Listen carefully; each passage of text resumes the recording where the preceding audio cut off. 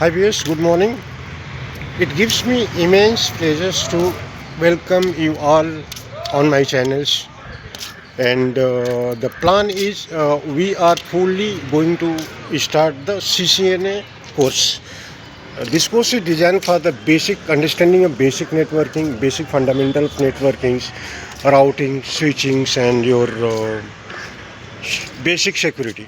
और ये सारे वीडियोस मैं बी क्लास टाउन के लिए बना रहा हूँ, और जहाँ पर मेरे स्टूडेंट्स जो भी मेरे व्यूवर्स हैं जो लोकल कॉलेजेस में इंजीनियरिंग कर रहे हैं, वहाँ के नियर बाई कॉलेजेस में इंजीनियरिंग कर रहे हैं, बीएससी आईटी कर रहे हैं, BSc in information technology, BCA कर रहे हैं, एमसीए कर रहे हैं और सारे अदर कोर्सेज कर रहे हैं, जिन लोगों का पर्पज़ है नेटवर्क में और सिक्योरिटी में करियर बनाना।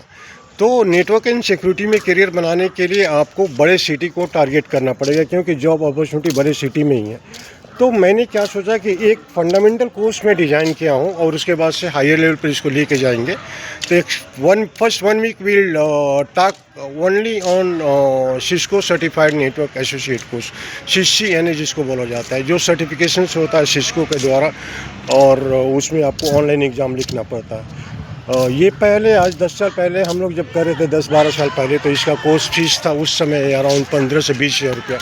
आज के डेट में थोड़ा और कॉस्टली होगा, पता तो नहीं है, बट ये सारे कॉन्सेप्ट को मैं फ्री में कर रहा हूँ आपके लिए, क्योंकि आपको अंडरस्टैंड हो जाए, ठीक है। और अंडरस्टैंड करने के बाद से इसमें आपको बेनिफिट क्या मिलेगा कि जैसे ही आप अपना ग्रेजुएशन कंप्लीट कर रहे हैं, चाहे फाइनल ईयर में अगर इंटरव्यूज़ के लिए जा रहे हैं, तो उसमें आपको नेटवर्क इंजीनियर्स का रोल मिल सकता है, सिस्टम एडमिनिस्ट्रेटर का रोल मिल सकता है, क्लाउड इंफ्रास्ट्रक्चर सिक्योरिटी का रोल मिल सकता है, और बहुत सारे डिफरेंट डेजिग्नेशंस मिल सकते हैं with the very decent package. Starting में ही एक अच्छा पैकेज मिलता है, ठीक है, एक अच्छा पैकेज के साथ जॉब स्टार्ट कर सकते हैं, ठीक है। और तो इसको समझने के लिए मैं पूरा CCNA के अंदर जितने भी कॉन्सेप्ट है सबको डिज़ाइन किया हूँ, और उसमें हम लोग स्टार्टिंग से बात करेंगे OSI model, that is open system interconnection. Open system interconnection जो पहला कॉन्सेप्ट है, पहला चैप्टर है, जिसको समझना बहुत ही ज़रूरी है। उसके बाद से बेसिक ऑफ नेटवर्किंग, जहाँ पर हम लोग कवर करेंगे LAN, local area network, wide area network. उसके बाद से हम लोग फिर TCP IP के बारे में बात करेंगे, transmission control protocols and internet protocols.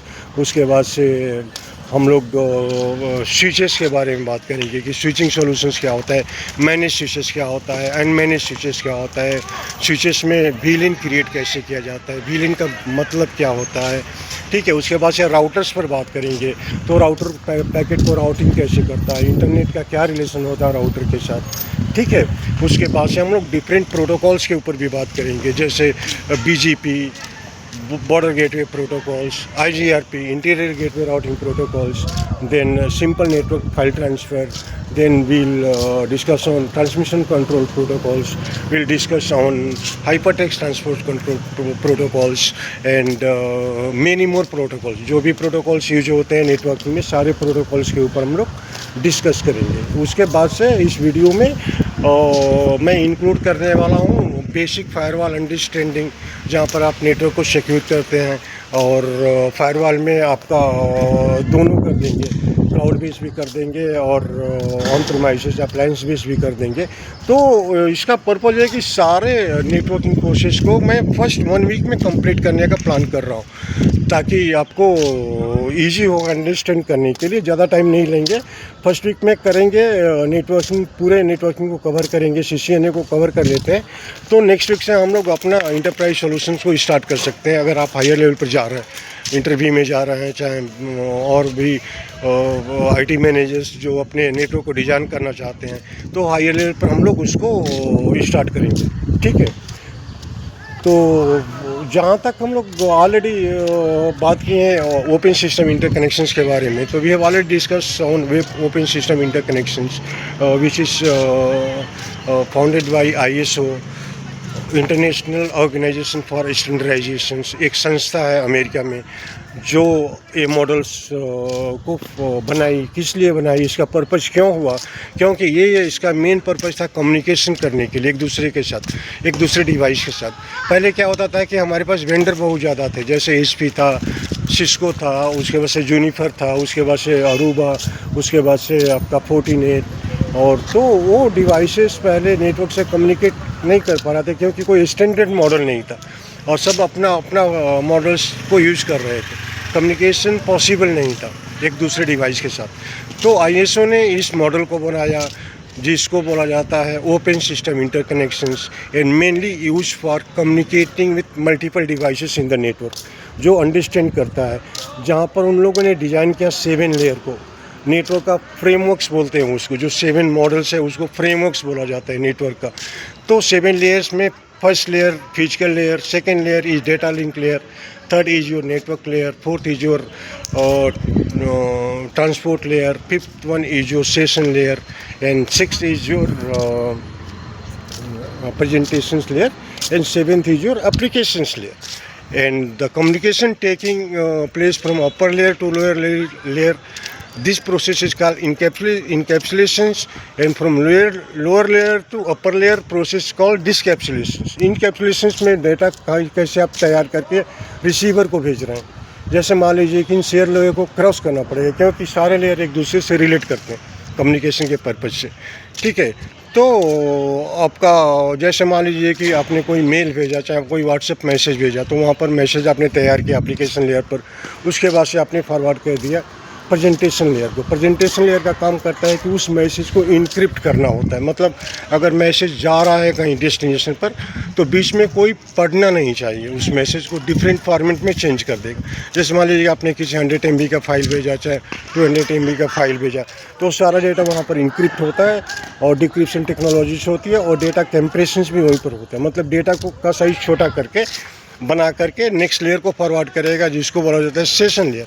Session layer का काम क्या होता है कि ये कनेक्शन को इस्टेब्लिश करता है, दैट मीन्स कनेक्टिविटी देता है दो लेयर के बीच में, और वो फॉरवर्ड कर देगा आपके ट्रांसपोर्ट लेयर में। ट्रांसपोर्ट लेयर में जहाँ पर आपका TCP आ जाता है, TCP transmission control protocols and internet protocols and UDP, जहाँ से आपका स्पीड देखा जाता है, किस स्पीड से कैसे आपका डेटा जाना चाहिए, ठीक है। TCP क्या करता है कि एक्नॉलेजमेंट के साथ डेटा भेजता है, कहीं डेटा और पैकेट ड्रॉप होता है तो उसको दोबारा रिक्वेस्ट करेगा। लेकिन UDP में ऐसा नहीं। UDP का एग्जांपल जैसे आप लाइव वीडियो देख रहे हैं, जैसे क्रिकेट मैच देख रहे हैं, कहीं कहीं ड्रॉप हो जाता है तो वो फास्टर स्पीड तो कर देगा, उसको एक्नॉलेजमेंट से मतलब नहीं है। वो पैकेट भी ड्रॉप कर देगा लेकिन स्पीड फास्टर रहेगा। तो जनरली स्टैंडर्ड हम लोग यूज़ करते हैं transmission control protocol for the communication purpose, और उसके बाद से वो भेज देगा आपके नेटवर्क लेयर में, जहाँ पर आपका राउटर काम करेगा, और नेटवर्क लेयर से आपका आ जाएगा डेटा लिंक लेयर में, जहाँ से आपका मैक एड्रेस काम करेगा, और उसके बाद से एक्चुअल कम्युनिकेशन मैक एड्रेस से होता है इन डिवाइसेस में। उसके बाद से आपका लास्ट लेयर जो लेयर 1 है तो फिजिकल लेयर, जहाँ से आप में ईथरनेट पोर्ट का केबल कनेक्ट करते हैं। जैसे आप किसी लैपटॉप में कंपनी में यूज़ कर रहे हैं तो आपको एक पैच कॉर्ड चाहिए कनेक्टिविटी करने के लिए, वो केबल आपको चाहिए, चाहे वायरलेस कनेक्टिविटी के साथ आप एक्सेस करते हैं। तो ऐसे कम्युनिकेशन होता है। इसी कम्युनिकेशन को सक्सेसफुल बनाने के लिए OSI मॉडल लॉन्च किया गया, ठीक है।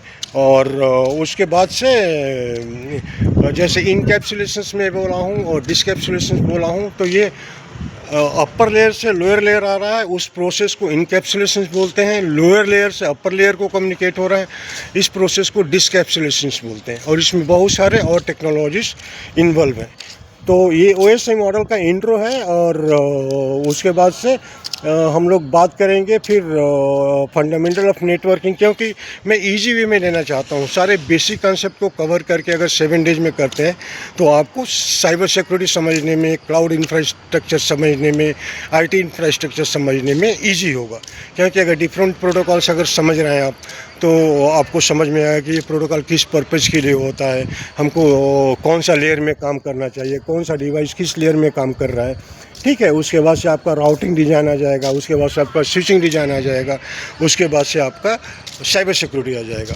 तो होपफुली मैं पूरे को कवर कर लूँगा, और ये एब्सोल्युटली फ्री है। ओनली मेरा रिक्वायरमेंट आपसे है कि आप मेरे चैनल से कनेक्ट रहिए, आप कमेंट कीजिए, अगर कोई डाउट होता है मैं उसको एक्सप्लेन कर दूँगा। देखिए मेरा सिंपल सा पर्पज़ है, आप सब लोग को ओपनली बता दे रहा हूँ कि 2 चीज़ देना ज़िंदगी में बहुत मायने रखती है, और ये मैं थोड़ा सा सनातन धर्म के अनुसार सोचता हूँ। जैसे ब्लड दान देना, खून का दान देना, वो बहुत पुण्य का काम होता है। उसी तरह से ज्ञान का दान देना, नॉलेज का दान देना भी बहुत पुण्य का काम होता है। हो सकता है कि आप किसी में मेरी बातों को समझ लिया, हो सकता है कि आपके ज़िंदगी में ब्रेकआउट हो जाए, चाहे आपकी ज़िंदगी में कोई चेंजेस हो जाए, जहाँ से आपको जॉब मिल जाए, तो उसके वजह से आप खुश रहेंगे, आपके परिवार खुश रहेगा और आपका करियर भी बेटर होगा। तो मेरा टारगेट यही है। It's not target like making money from the social media, ठीक है। मेरा वैसा टारगेट नहीं है कि आप मुझे सब्सक्राइब करना ही पड़ेगा, आपको कमेंट करना ही पड़ेगा, मुझे सोशल मीडिया से व्यूअर्स जुटाना है, वैसा नहीं है। मेरा पर्पज़ ही वो नहीं है, क्योंकि मैं पैसे कमाने के लिए मेरे पास डिफरेंट प्लेटफॉर्म है and I am really earning decent money, तो I am happy with my earning, मुझे कोई फ़र्क नहीं पड़ता, ठीक है।